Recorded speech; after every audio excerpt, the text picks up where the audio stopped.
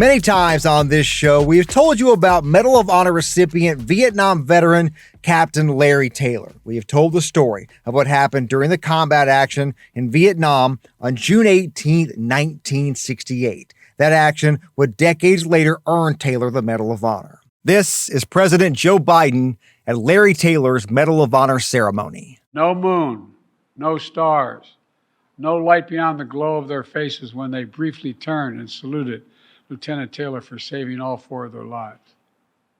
He wouldn't see some of these men again until 30 years later at Army reunions. By that time, Lieutenant Taylor had long become Captain Taylor. He had flown more than 2,000 combat missions, and he received a Silver Star, a Bronze Star, 2 Distinguished Flying Crosses, and 43 Air Medals. Thank God he's not putting them all on his chest. He'd have trouble standing. Incredible. No, really think about it. It's incredible. Captain Taylor was a Cobra Helicopter pilot who landed his gunship in the middle of a firefight to save the lives of 4 men who were on the ground and in serious trouble that night. Captain Taylor passed away in late January, and today there's only one man living who knows what happened inside the cockpit of that helicopter during the mission. In today's episode, we talk to that man, J.O. Ratliff. This week, Mr. Ratliff will travel to Denver to speak at a ceremony as Captain Taylor's inducted into the U.S. Army Aviation Hall of Fame. I'm going to speak briefly. They're allowed. They said 3 minutes. Boy, I could talk for probably 3 hours about the things I learned at under Larry's tutelage in the brief time that we served together in Vietnam. My name is Josh Rowe, and this is Tomorrowtown, Tennessee.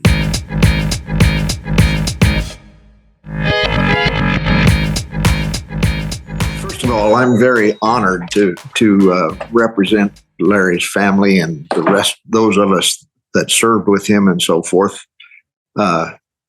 Which is what we're up there to do, is we're up there to recognize Larry for his heroic actions. And because he can't be there, by gosh, if I make it, I'm going to do the best I can in his stead. So that's a humbling and exciting opportunity for me. And I'm a little nervous about it, to tell you the truth. But, I'll either get off over that or I'll be nervous right on up to the end gate. Who knows? So it's an evening presentation, and I'm going to speak briefly. They're allowed. They said 3 minutes. Boy, I could talk for probably 3 hours about the things I learned at under Larry's tutelage in the brief time that we served together in Vietnam. But I'm not going to have a chance to do that. So there you go. Well, let's go back a little bit. I think the thing that I know the most about you is from June 18th of 68, and I think probably a lot of our viewers and listeners the same. Tell us, kind of give us a little bit of the background that got you there, flying along with Captain Taylor, I guess Lieutenant Taylor at the time. During that mission. Well, I joined the unit I don't remember exactly what day I shipped, but I think I joined the unit on March 12th. So I was still pretty new in country. And when I first got to Delta Troop, we were flying B-model guns. And because I'd cross-trained into the AH-1G, the Cobra, before I left the U.S., I'd been to that cross-training at Hunter Army Airfield. They started me. I flew a few lift missions, but primarily I was flying with the gun team. We had old B-model guns. They were the oldest guns left in Vietnam. There was a group across the runway from us. They had C-model guns, and they mocked us because we had these old antiquated rascals. And similarly, another group up in Lai Kay that was division headquarters. They all made fun of the Dark Horse guys or the Mustang guys because we had the oldest stuff in country. But we made do with it, and we had some testy missions. I'll tell you, that was TET was going on, and it was in the thick of the Tet Offensive when I got there. So, I learned, and I was green and scared, and just what it is for when most of us wind up in, I think, anyway, I can only speak for myself, but wind up in a combat situation where people are shooting live ammunition at you, by gosh, it kind of gets your attention. So, and it gets the adrenaline going. There's all that stuff that comes with it. So I had flown, I don't know how many hours, but I had flown multiple missions with Larry before the night of June 18th. And he was a terrific teacher, and I am blessed, and really it was a gift to have that time together with him. And then I think, I don't know if I told you, but the very next week, I got my orders to become an aircraft commander and then a fire team leader. I was looking through some old history stuff, and I saw that those orders came in on June 26th. So, yeah. Were you ROTC? How'd you end up in Vietnam in the position that you were in at the time? No, I enlisted to go to flight school. So I went to the warrant officer flight training program, and I enlisted with that in mind. And from a personal point of view, my father had been an aviator in World War II, and he flew. It was the Army Air Corps in those days. People of your generation don't know that, but I know it because that was what my dad called it. He didn't refer to the Air Force. He was in the Army Air Corps. He flew B-25s in North Africa and Italy. And in the course of that, he flew 51 missions. He was shot down twice, and he was injured severely enough in the second of those times that he was shot down that he had to be medevac back to the States. And sadly, in that second crash landing, he lost a crew member. In the first crash landing, he didn't lose anybody. And my father was always badly affected by that mentally. And he was wounded as well. But and I felt a personal, not a necessity, but just an urge, I guess, to kind of keep that Army aviation thing going in my family. So, and I had no clue what I might encounter when I get. Who does when you? I mean, it's a whole new ball game when you get into a combat theater. I can tell you that for sure. Yeah, just talking to Captain Taylor through the years, and I talked to him several times, about the details of different missions and whatnot. And he said it was almost a nightly basis that you were in some kind of hairy situation. It wasn't a matter of, only a few times. You were in danger a lot out there.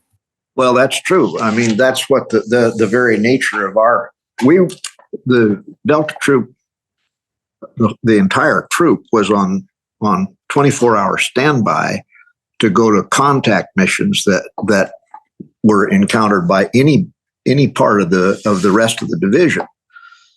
And they were armed. We had a big armored component. We had ground troops as well. So it was a pretty big operation, big area of operation. And we were the first responders anytime there was a contact anywhere in the whole division. We were the first to go, first called upon.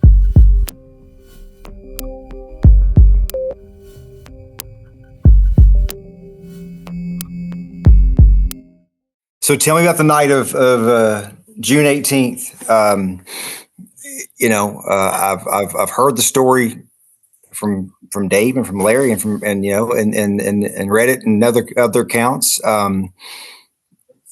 And I understand that, the situation on the ground and all that, but when the way Larry tells it is that he got communication over the radio to not go and make the rescue, but he wasn't exactly sure who was on the radio. Could have been other people or whatever, and he made the decision, we're going to go do this. What were your thoughts when you realized what was about to happen?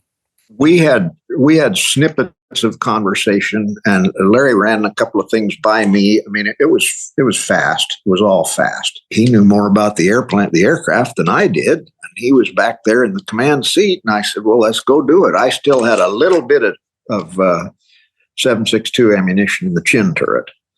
And, you know, my instruction from Larry was to put down some covering fire as we went in and picked those guys up. And there was a lot of radio communication going on between us, and Dave Hill was probably the primary guy on the radio, I believe. I'm not certain of that. David might correct me on that. But in any case, Larry gave them some really salty advice on how they might position. They had some Claymore mines, and they, as I said, they were running low on munitions all the way around. And he just suggested to them what they might do to kind of throw the enemy who was in hot pursuit off as we came in to pick them up. And we had no idea what the center of gravity on the aircraft, how it was going to be. We knew that the weight component was all right because we'd expended all the heavy stuff we had. It was gone, and we figured, four big guys were probably going to pick them up with all their equipment at 1,000 pounds or so. And we were low on fuel, so we had power to spare, but not a hell of a lot else, to tell you the truth. You mentioned earlier, you're scared a lot doing these missions, and I completely understand why. I can only assume when you realize what you're about to do, there were some feelings of this is going to be, hairy in that case. Yeah, that for sure. And I'm sure I tossed out a couple of, we call them foxhole prayers, but I'm sure I did that because I've had a faith throughout my life, actually. And so I'm sure that was a part of what I did, but mainly I was thinking about those guys keeping their heads down instead of shooting us down. Those bad guys, that is. Yeah. The first time I ever heard this story, I was at a VVA meeting, 2018, and they hadn't found you yet. They were still looking for that second eyewitness.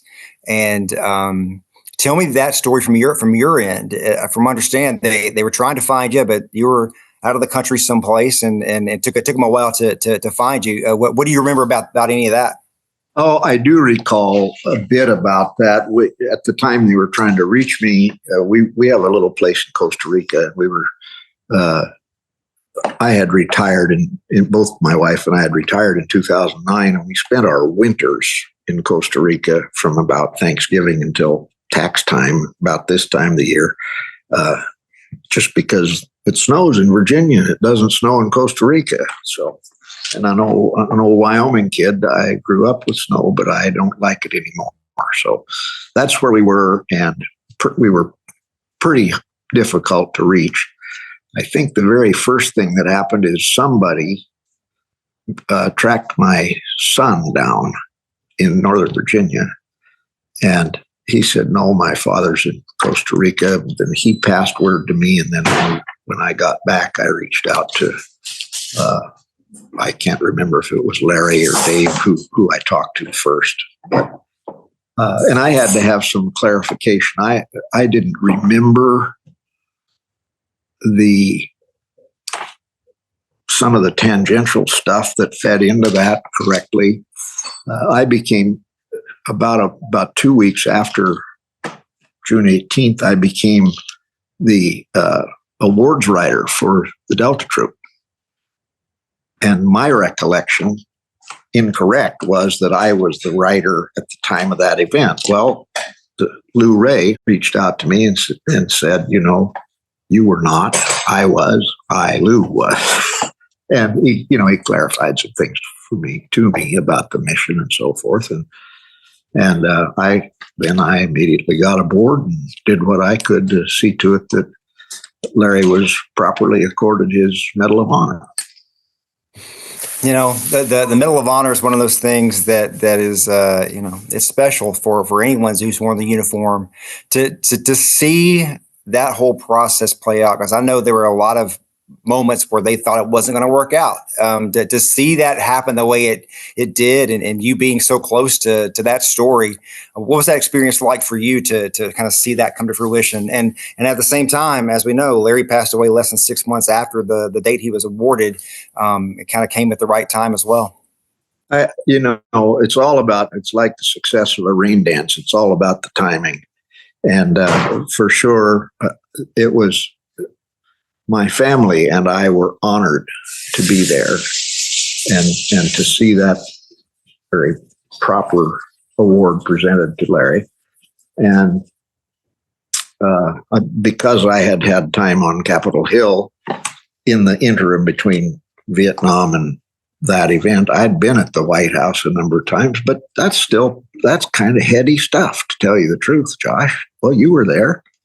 You saw it, and it's not everybody that goes in and roams the halls of that very hallowed place. So, it was really, really a rewarding experience for me. It really is. You mentioned that, just you walking in the East Room and looking around and thinking about the history of that room and what's happened in that place, and you see the Secretary of Defense over here and senators over here, and it's a lot to take in at once, for sure. Yeah, absolutely.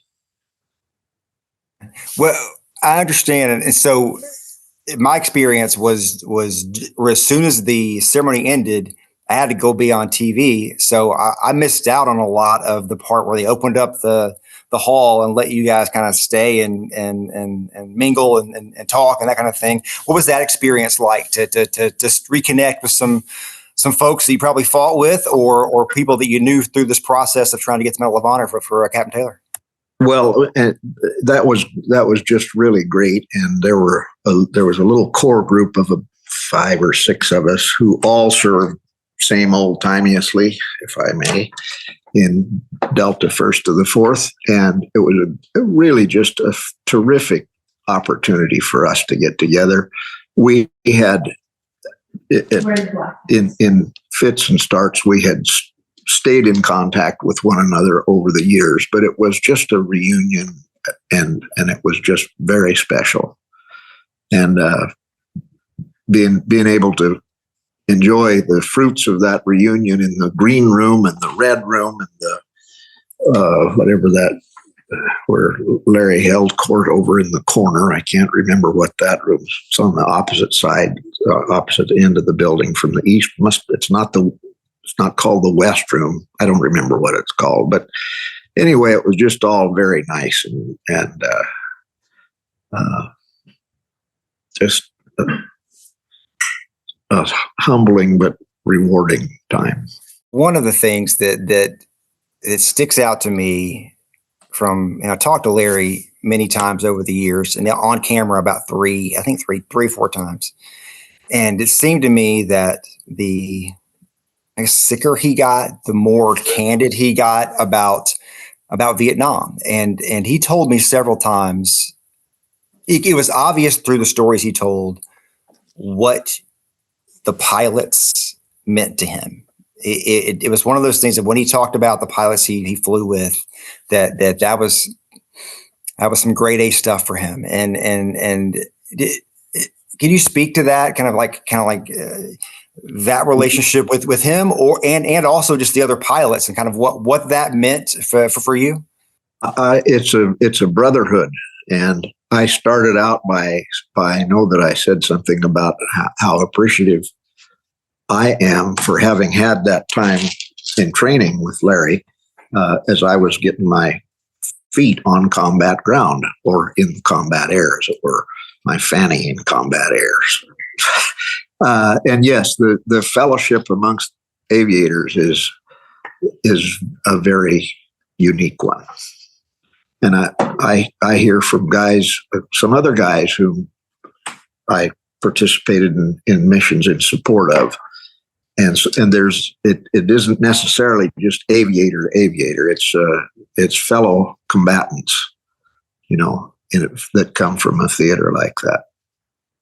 And it's given me some better understanding of some of the complications my father had in his life that I was familiar with. He died pretty early I was 13 when I lost my dad. And frankly, I didn't ever hear very much from him about anything he did. So it's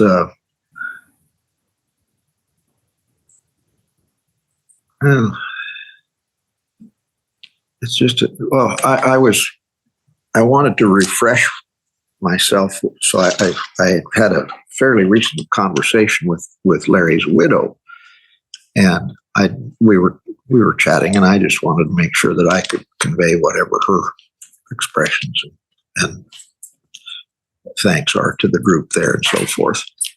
And she said, when I met Larry in 1971, Tony said, and to tell you the truth, she said, I just kind of, when he started talking about military stuff, I always just kind of tuned that out because I didn't understand it. And I'm paraphrasing, but that's approximately what she said in a telephone conversation. Well, I can understand that because, and I've seen my children's reaction, my now adult children. I've seen my wife's reaction when we've talked about some of the things that we experienced, endured, whatever. And there's just a unique fellowship there that it's a lifelong bond. Trust me.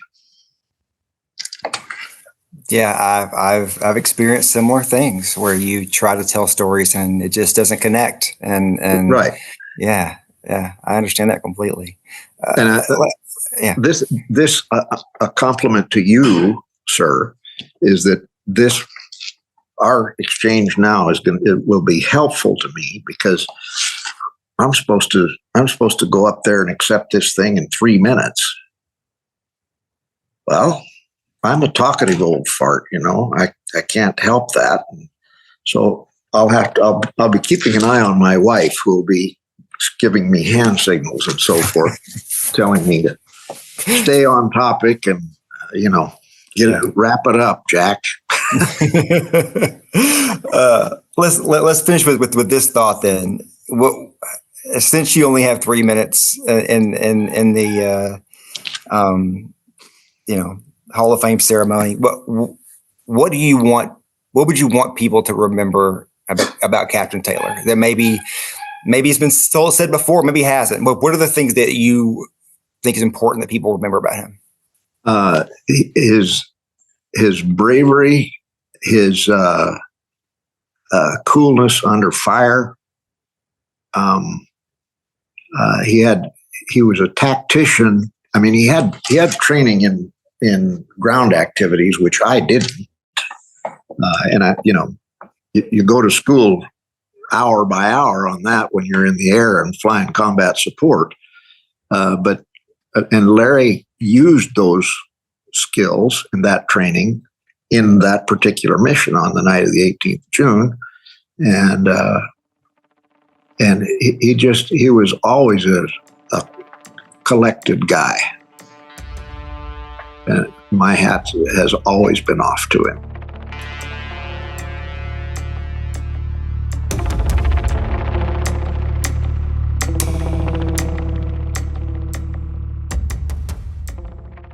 A big thank you to J.O. Ratliff, and a big thank you to you for listening to